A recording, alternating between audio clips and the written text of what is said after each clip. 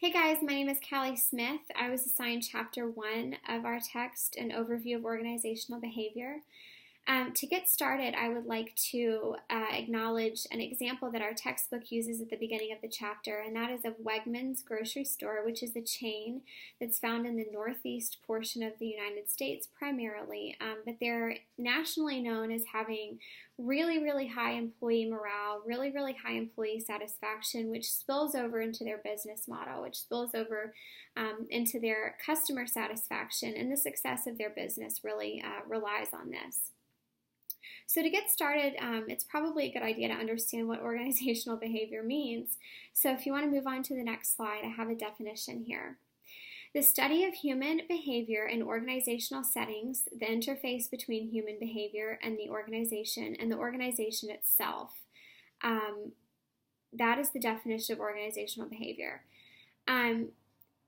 So why is it important to study organizational behavior? Well, it's important because as individuals throughout our lives, we are consistently part of an organization as a whole.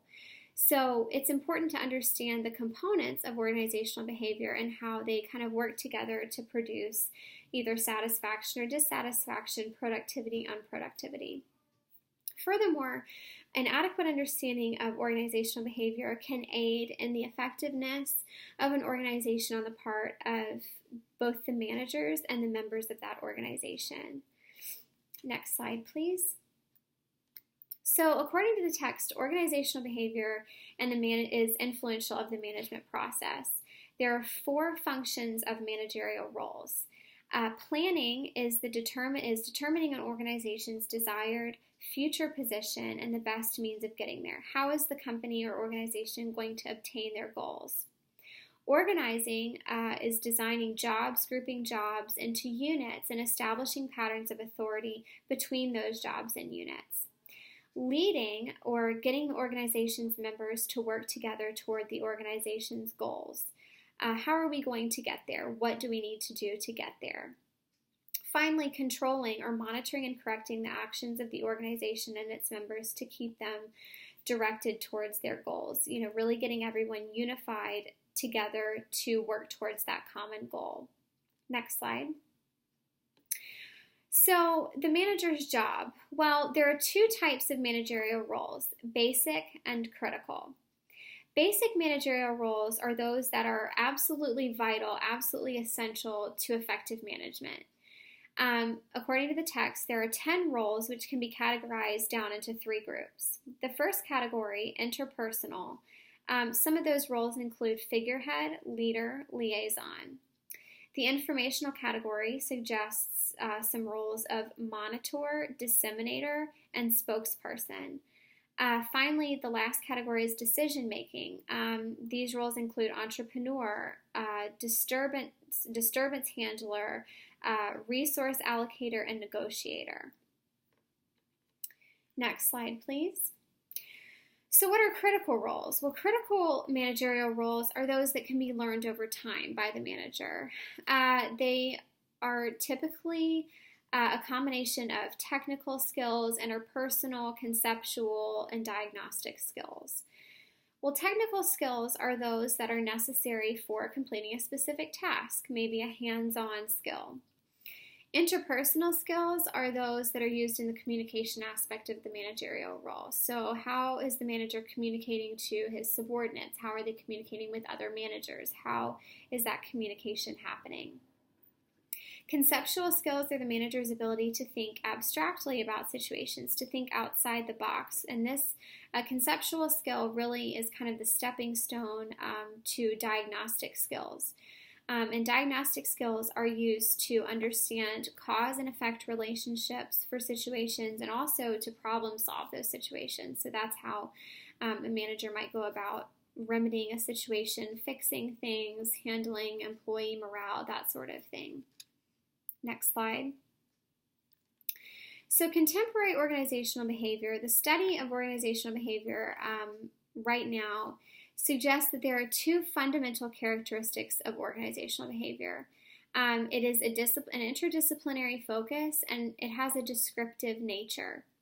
So, as an interdisciplinary focus, organizational behavior integrates several areas of study. And I was really actually kind of shocked by this. But when you kind of stop, I encourage you all to stop and kind of think critically of how these might work together to influence organizational behavior.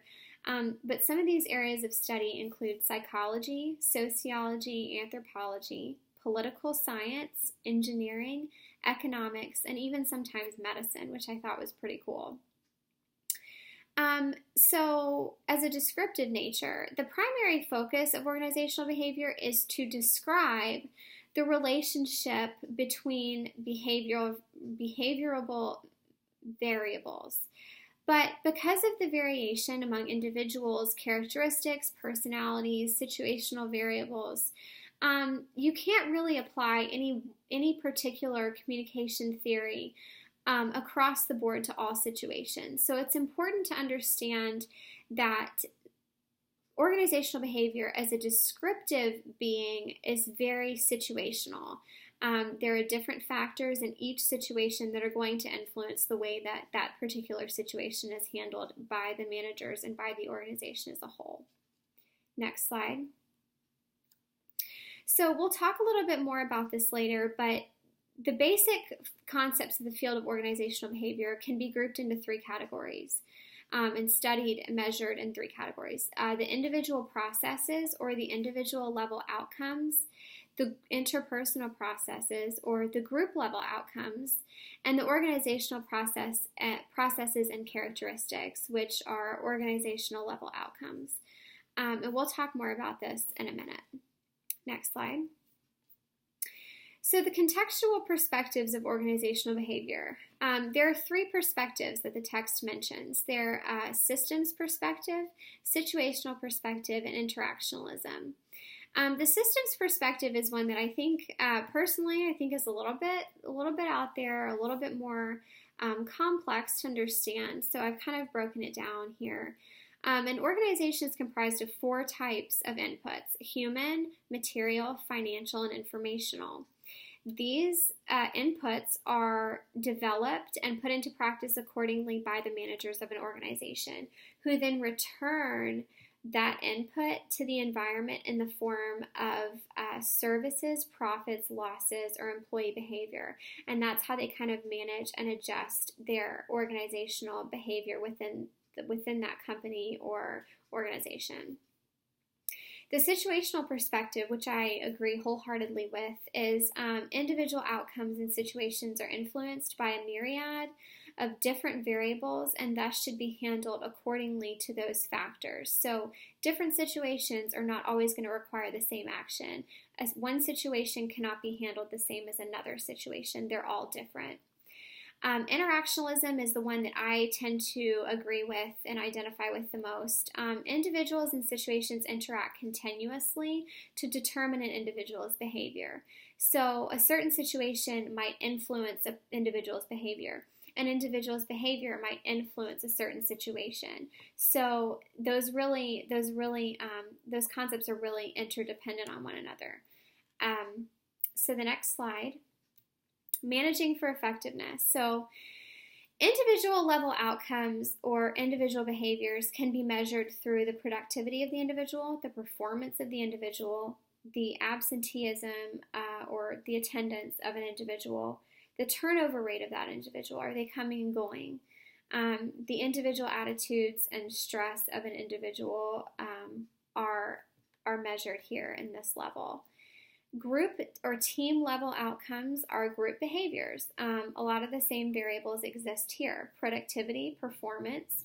What are the group norms? What is the group cohesion like? Are they getting along? Do they work well together? And group satisfaction. Is everyone there happy to be working together?